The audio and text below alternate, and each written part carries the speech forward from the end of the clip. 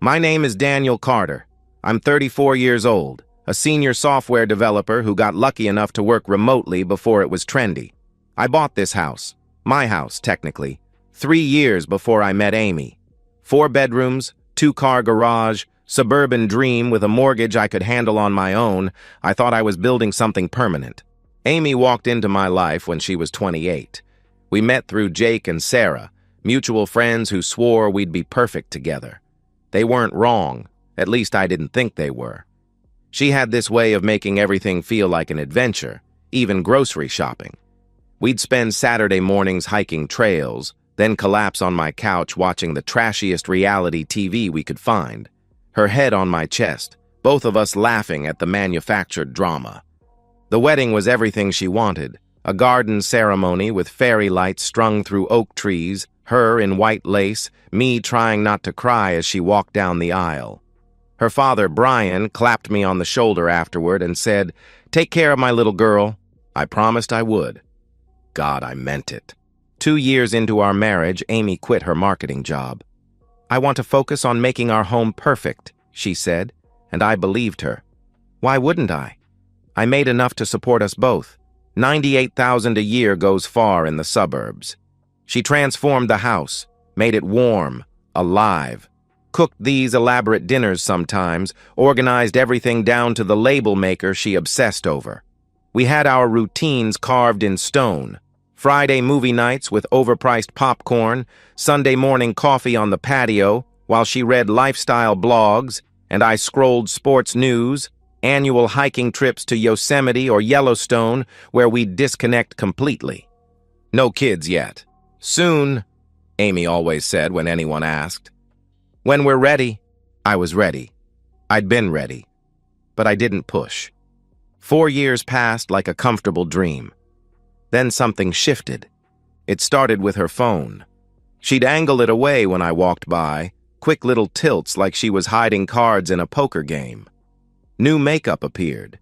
Expensive brands she'd never cared about before. She'd dress up just to stay home, wearing perfume to vacuum. "How was your day?" I'd ask. "Just the usual. Cleaned. Watched some shows," she'd reply. But there were cracks in the usual. New lingerie in the laundry, black lace, red silk. Things she never wore for me anymore. A second phone charger in her car that wasn't there before browser history cleared daily on our shared laptop. "You're being paranoid," I told myself. 6 years of marriage, things naturally settle. But my gut knew. My gut always knows when code has bugs, and my marriage had developed a critical error. Thursday evening changed everything. I was in my home office, taking a break from debugging a particularly nasty piece of legacy code. My eyes hurt, my brain was fried, so I did what millions of men do. Opened Reddit for mindless scrolling, clicked on a NSFS subreddit. Just distraction, harmless escape. A photo appeared. Woman's naked body, posed suggestively, no face visible. My finger was already moving to scroll past when something made me freeze. A mole, lower back, left side, crescent-shaped. My hands started trembling. That mole, I'd kissed it 1,000 times, traced it with my finger in the dark. Amy has that exact mole. The profile, user MysteryGirl29, dozens of posts, explicit angles, creative positions, all faceless, but Christ, the body was unmistakable. And the backgrounds, furniture, decorations, not our house, but familiar somehow. My world tilted off its axis. Everything I thought I knew just shattered. And thousands of strangers had seen what I thought was mine alone. I didn't sleep that night. I lay next to Amy, watching her breathe peacefully while my mind raced through every possibility. Maybe it wasn't her. Maybe someone looked similar. Maybe I was losing my mind. But that mole, God, that damn mole, was like a fingerprint. By morning, the doubt had crystallized into cold determination. I needed proof. Undeniable, court-admissible proof. I sat in my office, door locked, and created user Travel Guy 88. Generic name, believable backstory. I spent an hour crafting the perfect profile. Sales executive, divorced, travels for work, looking for meaningful connections, the kind of man bored housewives fantasize about. My fingers hovered over the keyboard before typing the message. Hey, love your posts. You're absolutely stunning. Would love to chat if you're interested. I sent it to user MysteryGirl29, then closed the laptop like it might explode. That evening, making dinner together, Amy seemed normal. She hummed while chopping vegetables, told me about a new show she'd started watching, kissed my cheek when I handed her a glass of wine. I smiled, laughed at her jokes, played the devoted husband while my phone burned in my pocket. After she went to shower, I checked. A response. Thanks. Always happy to chat with someone respectful. What do you do? She'd written. My heart hammered against my ribs. She was engaging. My wife was flirting with a stranger who was actually me. Over 3 days, I became Travel Guy 88, sent messages during work hours, deleted them immediately after reading her responses, learned things about my wife I never knew, or maybe she was inventing a new persona entirely. Mystery Girl 29 claimed to be single and free, looking for excitement, tired of boring routines. Every word was a knife between my ribs. I noticed her patterns with surgical precision. Messages stopped when she was near me, resumed the moment I was working. She'd check her phone and smile, that secret smile I used to think was just contentment. Now I knew it was anticipation. Thursday afternoon, I escalated. I'll be in your area next week for work. Want to grab coffee? Maybe dinner if we click? 2 hours. 2 hours of pretending to code while staring at my phone. That sounds nice. I'm single, so no drama. Just looking for a good time, came her response. Single. The word blurred on my screen. Single. 6 years of marriage, and she tells a stranger she's single. We arranged details like planning a business meeting. Saturday, 7 p.m., the Riverside Bistro. She'd wear a blue dress, sit at a corner table. My wife was scheduling her infidelity with the efficiency she once used to plan our anniversaries. That's when I called Rebecca. I need a divorce attorney, I said, voice steady as granite. The aggressive kind. Rebecca reviewed everything within hours. Screenshots, chat logs, the explicit photos with metadata proving they were taken in our vicinity. This is bulletproof, she said, with the satisfaction of a prosecutor with a confession. Infidelity, emotional affair, intent to physically cheat, she won't get a dime. I opened a separate bank account that afternoon. Started moving money. Nothing suspicious, just careful preparation. The house was mine before marriage, stayed mine after Amy had built her life on my foundation, and I was about to pull it out from under her. Friday night, she curled against me on the couch for movie night. I held her, smelled her vanilla shampoo, felt her warmth, and knew it was the last time she fell asleep halfway through the movie, and I sat there memorizing her face. Not the woman she was, but the woman I'd thought she was. Saturday morning arrived like a countdown reaching 0. Client emergency, I told her, getting dressed in my weekend work clothes. Might be late. She barely looked up from her phone. Okay, babe. I'll order takeout, she said, already lying about her plans. The casual cruelty of it made my decision easier. At 6:30 p.m., I sat in my car outside the Riverside Bistro, breathing deeply, preparing for war. She thought she was meeting a stranger who found her irresistible. Instead, she was about to meet her husband, and the end of everything. The Riverside Bistro hummed with Saturday night energy, couples laughing over wine, families celebrating birthdays, soft jazz creating ambiance for romance and betrayal alike. I stood at the entrance, scanning the room like a sniper seeking a target. Corner table, blue dress that hugged curves I knew by heart, hair styled in waves that must have taken her an hour, effort she hadn't made for me in months. She kept checking her phone, sipping red wine, nervous excitement making her glow. She looked beautiful. She looked like a stranger. I walked through the restaurant with deliberate calm, each step measured, controlled. Pulled out the chair across from her, sat down. Amy's eyes lifted from her phone. That expectant smile froze, morphed into confusion, then horror. "Daniel? What are you doing here?" she stammered. "Meeting my date," I replied. My voice came out steadier than I felt. "Aren't you meeting yours?" I'm meeting a friend," she started. I pulled out my phone with theatrical precision, opened Reddit, showed her everything, our entire conversation, every flirtation, every lie she'd typed thinking she was seducing a stranger. "Your friend is me, Travel Guy 88, I said, setting the phone between us like evidence at trial. "I'm your date, Amy." The color drained from her face so fast I thought she might faint.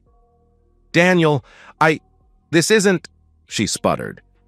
"You told me you're single," I continued, each word deliberate, controlled. "You posted naked pictures online for thousands of strangers.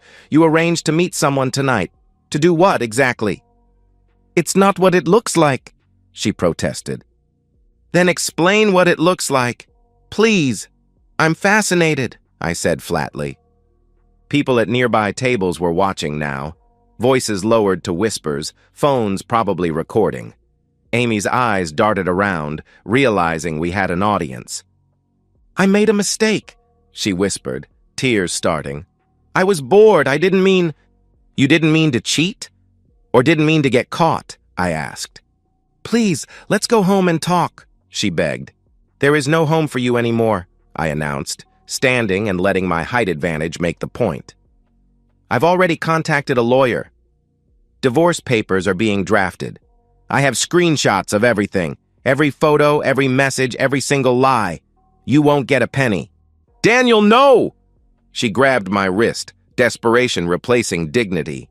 "Please, give me another chance. I love you." "You love me?" I laughed, bitter, harsh. "You told strangers online you're single. That's not love, Amy. That's betrayal." "I'll delete everything. I'll never do it again. I'll change," she pleaded. I pulled my arm free, looked down at this woman I'd promised to cherish forever. "You want to change? Start by finding somewhere else to live." I turned and walked through the restaurant, leaving her sobbing at that corner table, surrounded by strangers' judgment. Behind me, I heard her calling my name, begging I didn't stop.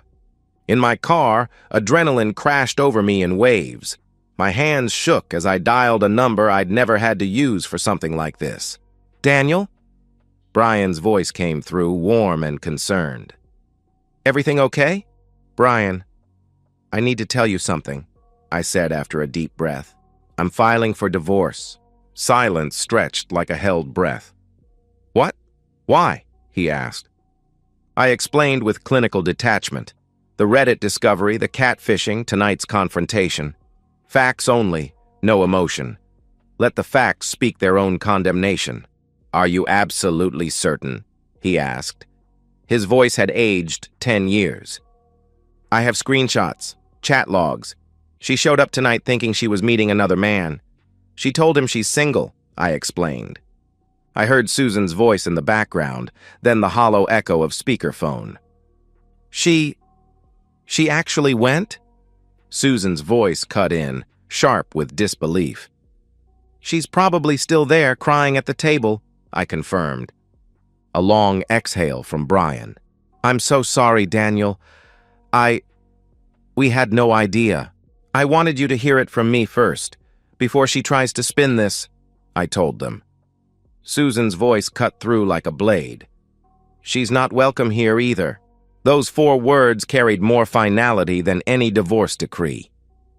After hanging up, I drove home and called an emergency locksmith. "Every lock, every door," I told him. Tonight, while he worked, I packed Amy's belongings with the efficiency of an eviction. Clothes, shoes, makeup, jewelry, everything that was hers went into suitcases and boxes, 6 years of accumulated life reduced to a pile on the front porch. By the time headlights swept across the driveway, I was sitting in my office, watching security cameras I'd installed but never needed until now. She tried her key 3 times before understanding. Then the pounding started. "Daniel, open the door! Please, let me explain!" she shouted. I opened it but blocked the entrance with my body. Your things are on the porch. Take them and leave. Where am I supposed to go? She cried. Mascara ran in thick streams down her cheeks. Not my problem anymore, I answered. Daniel, please, I made one mistake. I'll do anything. Therapy, counseling, whatever you want, she begged. One mistake? I almost laughed. You made dozens of choices. Every photo uploaded, every message sent, every lie told, and tonight you chose to show up thinking you were meeting another man. I love you, she insisted. No, you loved what I provided. Stability, security, a house you didn't pay for, a life you didn't earn, I said. I closed the door on her face, on our marriage, on every promise we'd made. She collapsed on the porch, sobbing, begging through the door. I put on noise-canceling headphones and went back to work. Some bugs can't be fixed. You have to delete them entirely and start over with clean code. Amy sat in her car outside my house for 2 hours that night. I watched her on the security cameras, a broken figure illuminated by streetlights, face buried in her hands. She tried calling 37 times before realizing I'd blocked her number. The messages turned green, then stopped altogether. At 2 a.m., she finally drove away. I found out later what happened next through the brutal efficiency of small-town gossip and social media. She'd deleted user MysteryGirl29 while still in the restaurant parking lot, but I'd already archived everything. Screenshots, metadata, chat logs, all saved to multiple clouds, printed for my attorney, backed up beyond any possibility of denial. With nowhere else to go, Amy drove to her parents' house. Susan answered the door in her robe, took one look at her daughter's destroyed makeup and wrinkled dress, and delivered justice with an open palm. The slap echoed through the neighborhood. You humiliated yourself, Susan said, loud enough for Ring cameras to capture. You humiliated us. You destroyed your marriage for attention from perverts on the internet. Brian stood behind his wife like a fortress wall. When Amy begged to stay just one night, he simply said, You heard your mother, and closed the door. The lockout was total. Amy's sister Melissa blocked her before she could finish typing a text. Her college friends, Jennifer, Katie, Sophia, all blocked her within hours. I hadn't sent anything to anyone except Amy's parents, but news travels at light speed when it's this scandalous. Someone at the restaurant had recorded part of our confrontation. The video went semi-viral locally. Cheating wife caught meeting Reddit date, it's her husband. Monday morning, my lawyer called. She's not contesting anything. Her attorney advised her she has no grounds. The evidence is overwhelming, Rebecca informed me. The joint checking account had $847. I'd moved everything else to my personal accounts. Legally, properly, but quickly. The house remained mine alone. No alimony would be considered given the documented infidelity. Total victory. Amy found a motel that rented by the week. Then a studio apartment in the worst part of town. Bars on windows, police sirens as white noise. She got a job at a discount grocery store. Part-time, minimum wage, no benefits worth mentioning. I heard about her situation through Jake, who'd run into her bagging groceries. She looked rough, man, he said over beers. Like she'd aged 5 years in 2 months. Not my problem, I replied, and meant it. The divorce finalized in 60 days. State minimum, no delays. I signed papers in my attorney's office while Amy signed hers at a public library because she couldn't afford her own lawyer's office fees. Meanwhile, I thrived. Work promoted me to technical lead. I started hiking again. Solo trips to clear my head, remember who I was before her. My parents visited, stayed for a week, helped me repaint rooms and exercise memories. My sister called daily at first, then weekly, always checking in. You saved yourself, she said. Thank God you found out. 3 months after that restaurant confrontation, I went on my first date. Coffee only, nothing serious, but the woman was kind, employed, and didn't have a secret Reddit account progress. Amy tried one last time to reach out. A handwritten letter delivered to my office. Daniel, I know you'll probably throw this away, but I need you to know I'm sorry. I destroyed everything for nothing. For validation from strangers who don't know my name. You loved me completely, and I threw it away because I was bored. I'm in therapy now, learning why I did what I did. But that doesn't undo it. I don't expect forgiveness. I just wanted you to know that losing you is the worst thing that's ever happened to me, and I did it to myself. Be happy. You deserve it. Amy. I read it once, then shredded it. Apologies don't resurrect trust. Sorry doesn't rebuild marriages. Regret doesn't undo betrayal. 6 months later, I sold the house. Bought something smaller, closer to the mountains, with no memories attached to any room. Fresh start, clean slate, new life. I heard Amy still works at that grocery store, still lives in that studio apartment, still has no family willing to speak to her. She made her choices, dozens of them, each one a deliberate step away from our marriage and toward a fantasy that evaporated the moment reality showed up. Now she lives with the consequences, and I live free. The morning my divorce finalized, I woke up feeling physically lighter, like I'd been carrying invisible weight for months, and finally set it down. Rebecca had called it the cleanest divorce she'd handled in 15 years of practice. No assets transferred, no alimony, no ongoing obligations, she told me. She actually smiled, a rare thing for divorce attorneys. You're completely free. Free. The word tasted foreign but good, like exotic food you're trying for the first time. I walked out of her office into October sunshine that felt like personal congratulations. My phone buzzed with messages from people who mattered. Mom, Dad, my sister Emma, real friends who'd stood by me through the nightmare. Each one saying variations of the same thing. Proud of you. Work had become my sanctuary during the divorce proceedings. Code didn't lie. Functions either worked or they didn't. No emotional manipulation, no gaslighting, no secret Reddit accounts. My focus impressed management enough that they promoted me to technical lead with a $20,000 raise. Karma, delivered via direct deposit. I started therapy, not because I was broken, but because I wanted to understand how I'd missed the signs. Dr. Martinez helped me realize I hadn't missed them. I'd simply trusted my wife. That's not naivety, she explained. That's what marriage is supposed to be. Solo hiking became my church. Every weekend, different trails, just me and nature and silence. No phone angled away from me. No suspicious browser histories. No lies. I rediscovered the person I'd been before Amy. Actually, I discovered someone better, stronger, someone who'd survived betrayal and chosen not to become bitter. 3 months post-divorce, I went on that first date. Sarah from the coffee shop. It went nowhere romantic, but it proved I could still connect with people that Amy hadn't broken that part of me. The house sold quickly. Young couple, pregnant with their first kid, excited about the big backyard. I hoped they'd be happier there than I'd been. My new place was smaller but mine entirely. Mountain views, no shared memories, rooms that had never heard Amy's lies.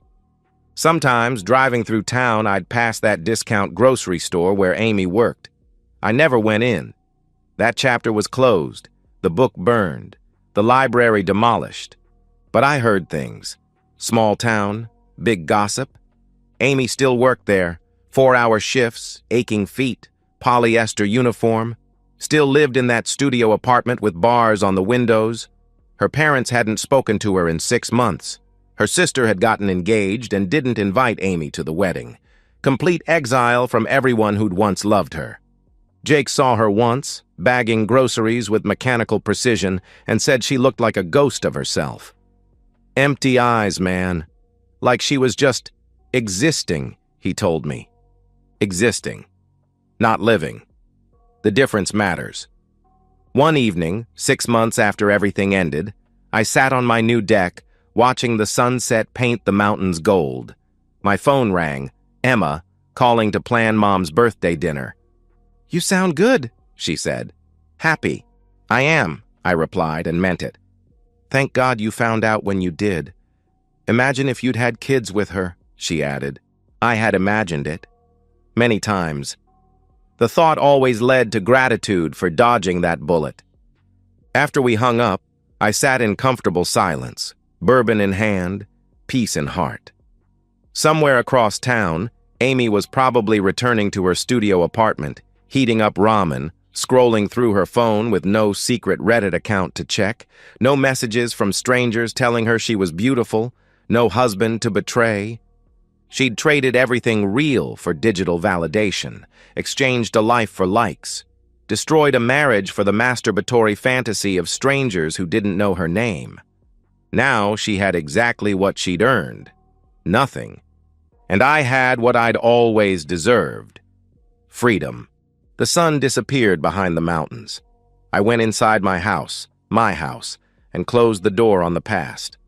Some stories end with reconciliation, some with forgiveness. This one ends with justice, and that's exactly how it should be.